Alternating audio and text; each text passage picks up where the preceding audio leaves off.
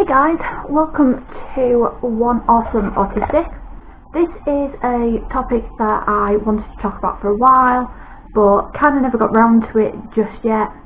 But it's become a bit of a hot topic on Twitter recently because of the popularity of the hashtag #MakeAbleists So that's right, I am going to be talking about ableism.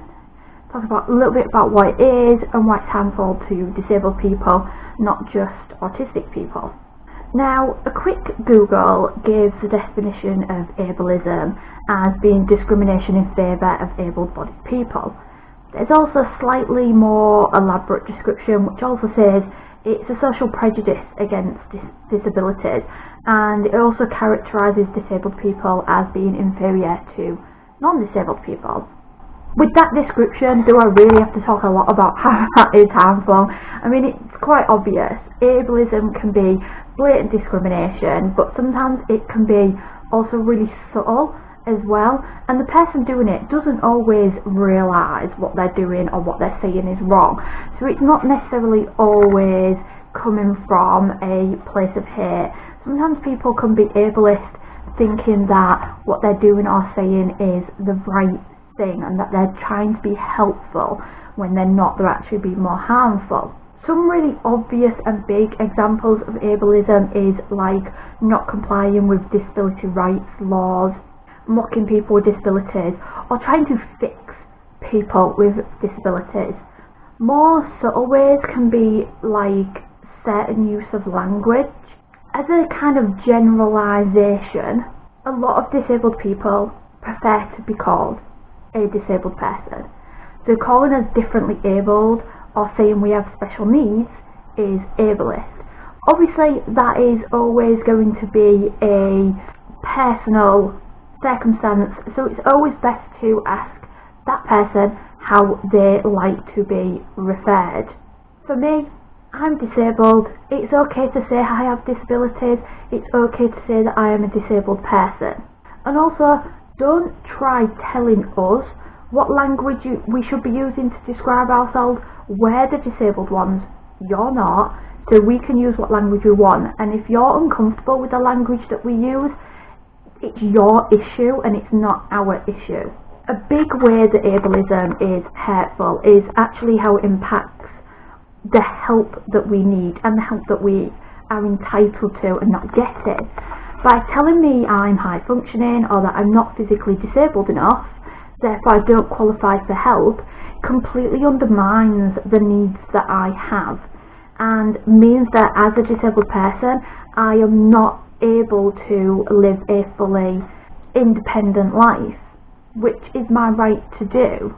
It's not a compliment to call me high functioning. If I said to a non-disabled person, wow, you're high functioning for a non-disabled person, do you think that they would take it as a compliment? Because I don't think they would.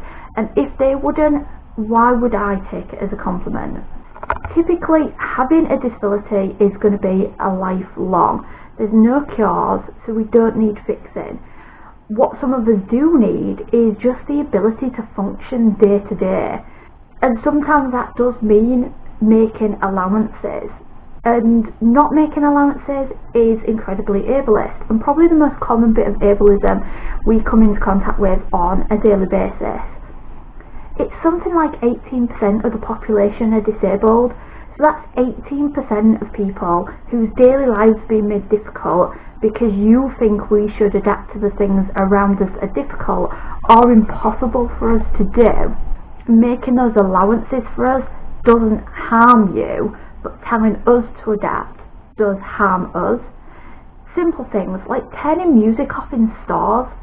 There is no need to have music on in stores. Turning it off doesn't affect non-disabled people, but it can affect autistic people and people with sensory issues in a positive way, because it makes that experience less of a harmful experience. Having music that is blaring out so loud it is actually drowning out what's playing through my headphones is not necessary, but not having that means, for me personally, being able to go shopping and not having a meltdown afterwards. because of how it affects me, if I go shopping and there's music, it will be the only task I can get done in that day because of the amount of time I need to recover. Having an autism hour on a regular basis will not affect non-disabled people at all, but it can make the world of difference to thousands, if not hundreds of thousands of people. Here's a little bit of a dilemma. If somebody is being unintentionally ableist, like they don't realise they're doing it, should we call them out on it? Now, I'll give you the sensible answer and I'll give you the me answer. The sensible answer to that situation is that it's completely up to you and what you feel comfortable with. And also, if talking to them about it, calling them out on it, will result in something positive or not. If someone's been verbally abusive towards you while being ableist, then it's probably not a good idea to call them out on it because it may escalate the situation. Now, my answer is to definitely call them out on it, but that's because that's what I feel comfortable doing. I'm not somebody who really notices if I'm actually coming across rude. I don't see being truthful as being rude. That's just my viewpoint, how I see the world, and especially in these situations. So I'm more likely to call someone out on it, because otherwise, how they're meant to know that they're doing something wrong and that they're doing something harmful towards me? And if they're doing it harmful towards me, they could be making somebody else's situation a lot worse than what they're making mine. As you can probably tell, this is a subject I get a bit passionate about. That's because having disabilities can be hard enough, and fighting for that on a daily basis can be hard enough, without having non-disabled people making daily life worse because of ignorant views or because they're not aware they're being harmful in what they're saying and doing. Reasonable and polite conversation on the topic with those people could just change things around. Now, if you're watching this and you're non-disabled and you think, oh damn, I may have done something ableist, firstly, it's positive that you're recognising that, and that is a positive step forward. Secondly, if you want to know how not to be ableist, accidentally or not, listen to the disabled voices around you. Listen to the disabled voices that are speaking out online and in the media. Watch more YouTube videos. Ask questions. I don't find it rude if you ask me a question about how I want to be treated because of my disabilities. I'm going to leave the topic there before I get too worked up about it, because otherwise it will take me a long time to come down from.